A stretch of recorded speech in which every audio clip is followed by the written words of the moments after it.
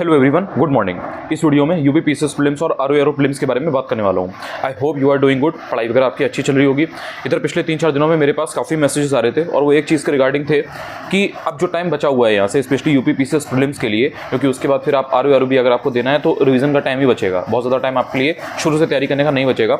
तो इस टाइम पर वो कॉन्फिडेंस नहीं आ रहा है। चीज़ें तो कर रहे हैं बट कहीं ना कहीं अंदर से ये लग रहा है कि अब जो टाइम बचा है उसमें पता नहीं हो पाएगा नहीं हो पाएगा। मेंस की चीज़ें जो अभी तक कर रहे थे वो भी अब धीरे धीरे रोक दी हैं, पूरा फोकस जो है इसमें प्रीलिम्स पर शिफ्ट कर दिया है।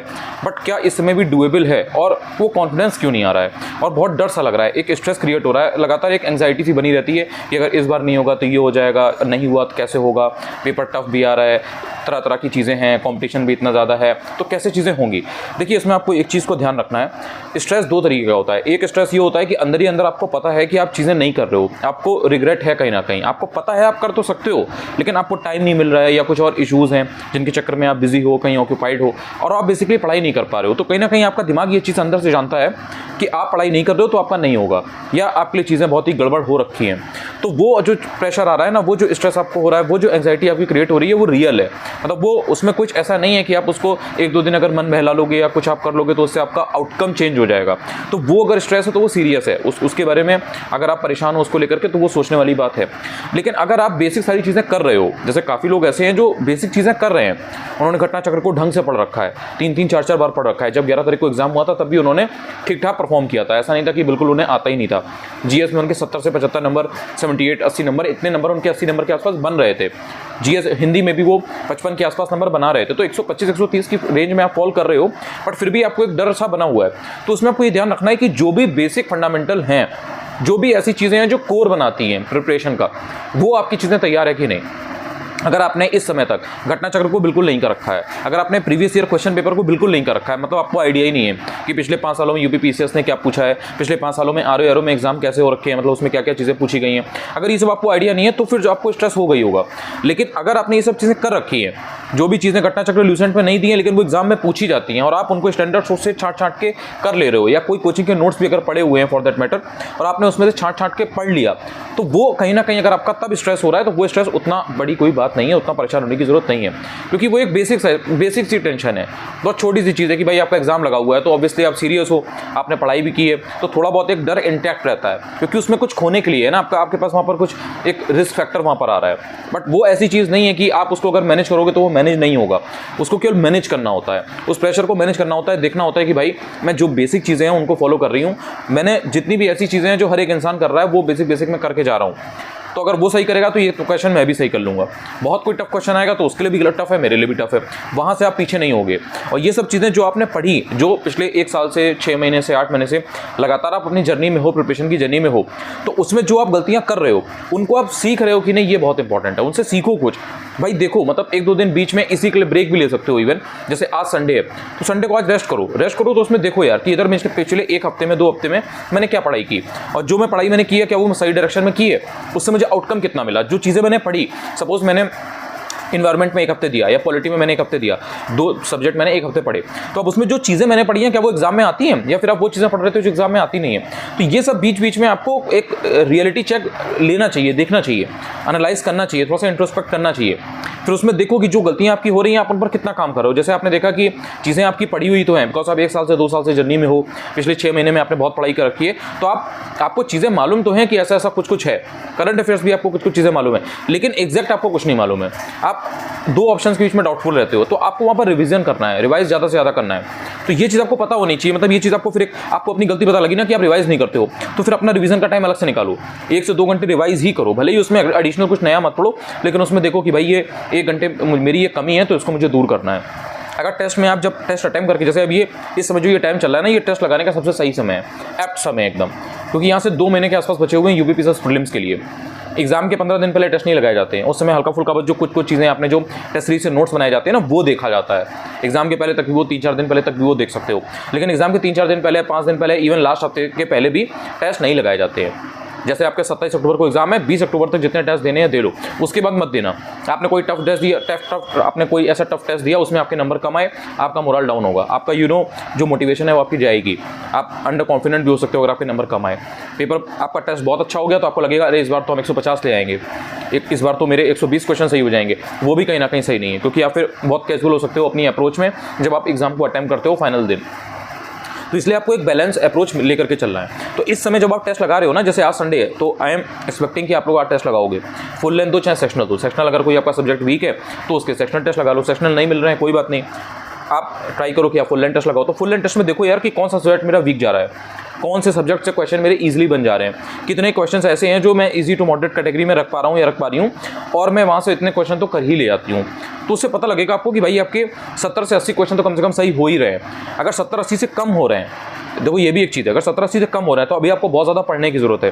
लेकिन अगर आपके 70-80 के आसपास क्वेश्चन हो रहे हैं तो उसमें देखो और कहाँ गलतियाँ कर रहे हो और उन गलतियों को दूर करो। तो इससे क्या होगा, आपके 10 से 15 क्वेश्चन और बढ़ेंगे, तो आप कहीं ना कहीं वो जो 85 से 90 वाली जो रेंज है ना उसके आसपास आप आने लगोगे। अगर आपके 70 बन रहे हैं तो 70 से 85 ले आओगे, 80 आ रहे हैं तो 80 से 90 के आसपास आ जाएंगे। तो ये चीज़ होगी। और ऐसे 10 से 15 क्वेश्चन होते हैं। रिवीजन एक बहुत बड़ा फैक्टर होता है, सिली मिस्टेक्स का एक बहुत बड़ा फैक्टर होता है, एलिमिनेशन एक बहुत बड़ा फैक्टर होता है। देखो जब तुमने पढ़ाई कर रखी होगी ना तो तुम एलिमिनेट भी कर पाओगे आंसर्स, क्योंकि जो नॉलेज है ना उसको अप्लाई करोगे टेस्ट पेपर के थ्रू। क्वेश्चन आया, आप उसमें आंसर निकालने की कोशिश करोगे तो वहाँ से एलिमिनेशन होता है। तो ये चीज़ वहीं की वहीं सीखी जाती है। ऐसा नहीं है कि किसी एक इंसान ने आपको बता दिया वीडियो बना करके भाई ऐसे ऐसे ऐसे होता है। वो केवल आपको पर्सपेक्टिव दे सकते हैं कि भाई ये तरीका होता है, और उसमें भी तरीका सिखाना होता है कि मतलब मैं तुम्हारी जगह होता तो मैं ऐसे सोचता, मैं आपकी जगह होती तो मैं ऐसे सोचती। तो उसमें वो जो पर्सपेक्टिव होता है ना, उससे क्या करते हो कि देखो सबका दिमाग अलग है, आपकी जो नॉलेज है फिर उसके हिसाब से आप ये चीज़ देखोगे कि भाई मैं इससे आंसर कैसे डिड्यूस कर सकती हूँ। मैं यहाँ से अगर ये 4 ऑप्शन है, मुझे केवल 2 के बारे में ऑप्शन मालूम है, तो 2 के बाद में कौन सा मेरे लिए ऑप्शन जो है वो बेस्ट होगा, बेस्ट सूट कर रहा होगा उस पर्टिकुलर क्वेश्चन के हिसाब से।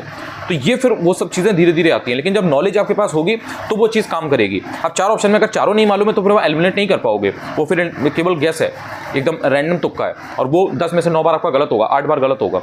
तो रैंडम तुक्के जो होते हैं ना, जो ऐसे ही अपने एकदम कैजुअली अप्रोच आपकी जो होती है उसको आपको ध्यान रखना है। बहुत से लोग ही गलती करते हैं। अगर आपको यूपी पीसीएस या आरओ के पेपर में प्रीलिम्स में चारों ऑप्शन में से एक भी ऑप्शन नहीं पता है, उसको अटेम्प्ट मत करो। तो इस तरीके की जो छोटी छोटी गलतियां उनको अभी देखो और उसको ये सब आपको पता लगेगा। ऐसा नहीं है कि टेस्ट सीरीज में ये अगर आप जैसे 2 घंटे का आपका टेस्ट है उसको आप 1.5 घंटे में 1 घंटे 45 मिनट में भी अटेम्प्ट कर सकते हो।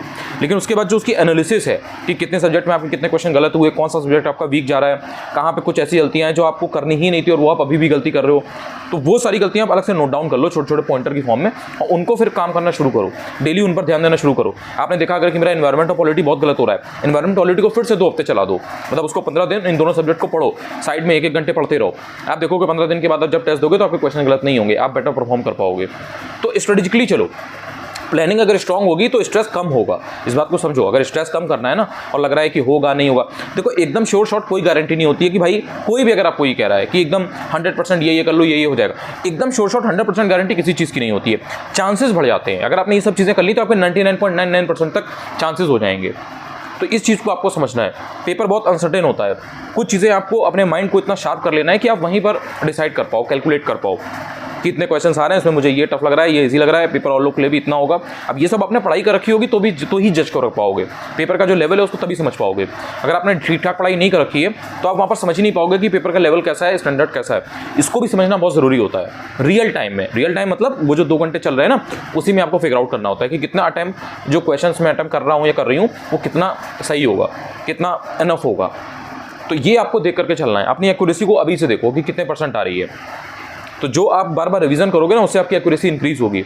ये सब चीज़ें अगर करते रहोगे तो सवाल ही नहीं उठता कि आपको एक ऐसा प्रेशर हो जो आपको इतना डरा दे कि आपसे पढ़ाई ना हो पाए। और बैठे मत रहो। देखो एक होता है सुनना, एक होता है जानना। आपने वीडियो देख लिया, आपने कोई कोर्स ले लिया किसी भी कोचिंग का, जिसमें ये है कि भाई यहीं से सारी चीज़ें आनी है, आपको पता चल गया। लेकिन भाई वो भी पढ़ना पड़ेगा। सिर्फ पैसे देने से, सिर्फ क्रेडिट या डेबिट होने से चीज़ें सिलेक्शन नहीं हो जाता है। आपको पढ़नी पड़ेंगी वो चीज़ें। अगर मान लीजिए आपके पास 10,000 पन्ने हैं, 20,000 पन्ने हैं या 5,000 फैक्ट है, 6,000 फैक्ट हैं, उन 6,000 फैक्ट को रट्टा मारना पड़ेगा। इस बात को आप समझो। और प्रीलिम्स बिना रटे नहीं निकलता है, उसमें इतनी सारी चीज़ें याद करने की होती है ना। ये बैटल यहाँ हुआ था, ये ट्यूटी यहाँ हुई थी, यहाँ पर पहले नंबर पर ये आया था राजा, यहाँ पर ये किंग आया था, ये सुल्तान था, इसने ये काम किया, यहाँ पर इसने ये किला बनवाया, यहाँ पर इसने ये फलाना मीनार बनवाई थी, यहाँ पर इसने ये दरवाज़ा बनवाया था। ज्योग्राफी में आप देखोगे आपको इतनी सारी कैनाल्स मिलेंगी, इतनी सारी रिवर्स मिलेंगी, किसके किनारे कौन सा है ये मिलेगा, किसकी कौन सी कैपिटल है, पहले इसकी कैपिटल कौन सी हुआ करती थी, यहाँ पर ये आइलैंड बने हुए हैं, आइलैंड की ये कैपिटल है, यहाँ पर इतने वोल्केनिक इरप्शंस हो रहे हैं। इकॉनमी में आप आओगे, आप देखोगे सेबी इस टाइम पर बना था, सिडबी इस टाइम पर बना था, इनके हेडक्वार्टर यहाँ पर है। तो ये सारी जो चीज़ें हैं, पॉलिटी में आप देखोगे तो आपने देखा होगा यूनिफॉर्म सिविल कोड को मंजूरी मिल गई है। तो ये सब ये जो इस तरीके की जो चीज़ें चल रही हैं, कहाँ पे क्या हो रहा है, उत्तराखंड पहला स्टेट ही क्यों है, वहाँ पर क्यों पहले सबसे पहले ये चीज़ हुई है।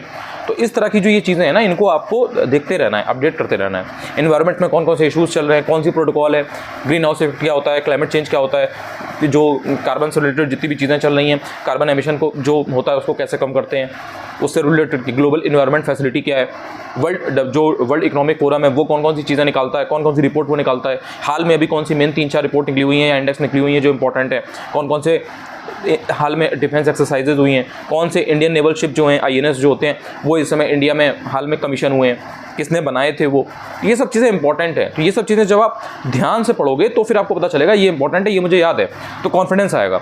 लेकिन जो चीज़ें इंपॉर्टेंट है और आपने उनको तैयार नहीं किया हुआ है और आप मतलब सुन तो रहे हो कि ये करना है, लेकिन एक्शन में उसको तब्दील नहीं कर रहे हो, चेंज नहीं कर रहे हो, तो फिर वो अंदर ही अंदर पता चलता जाता है, रिग्रेट होती जाती है कि ये सारी इंपॉर्टेंट चीज़ें मैं छोड़ रहा हूँ या छोड़ रही हूँ। रीज़न कुछ भी हो, देखो रीज़न कुछ भी हो सकता है, मैं ये नहीं कह रहा कि आपका जो रीज़न है वो जायज़ नहीं है, but the point is examiner को इससे फ़र्क नहीं पड़ता, जो पेपर बना रहा है उसको इससे फ़र्क नहीं पड़ता। कंपटीशन है, अगर आपको क्लियर करना है तो आपको एक्शंस में अपनी चीज़ों को पुट करना पड़ेगा और आपको खुद ही ट्रैक डाउन करना पड़ेगा।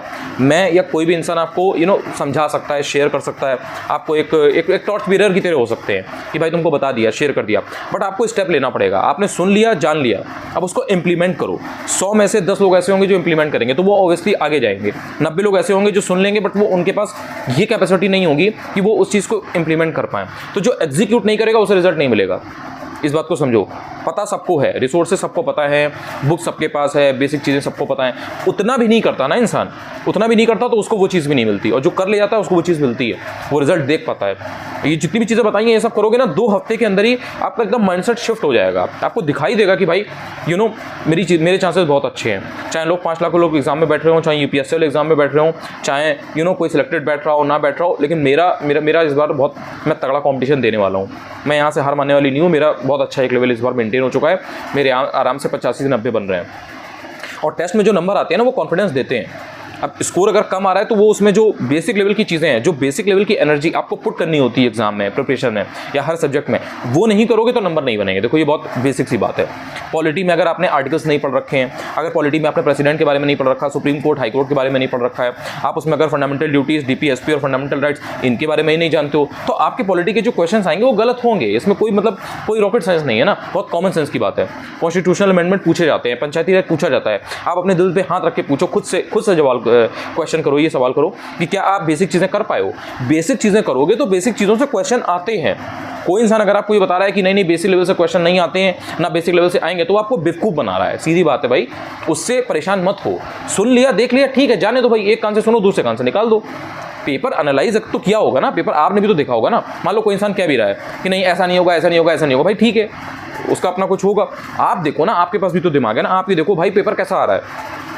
UPPSS के पेपर देखो, अभी हाल में 3-4 दिन पहले, 5 दिन पहले एक एग्जाम हुआ है, उसको भी एनालाइज करके उसको भी बता दूंगा कि भाई उसमें किस टाइप के क्वेश्चन आए। आप भी देख लेना एक बार पेपर, आपको पता चल जाएगा कैसा पेपर पूछ रहे हैं UPSC, different across the exams कैसे चीज़ें पूछी जा रही हैं।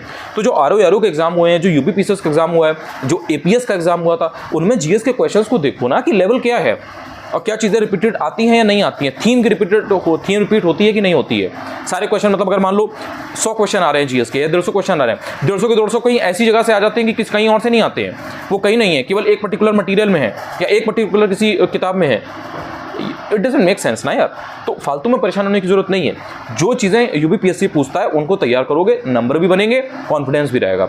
थोड़ा बहुत स्ट्रेस हो रहा है उसको जाने दो, वो इतना कोई बड़ी बात नहीं है। टेलीग्राम चैनल ज्वाइन कर लेना, अनुज चतुर्वेदी ऑफिशियल है। यूट्यूब चैनल पर अगर पहली बार मेरा ये वीडियो देख रहे हो, कुछ भी हेल्प हुआ करे तो आप चाहो तो चैनल को सब्सक्राइब भी कर सकते हो। थैंक यू सो मच यार।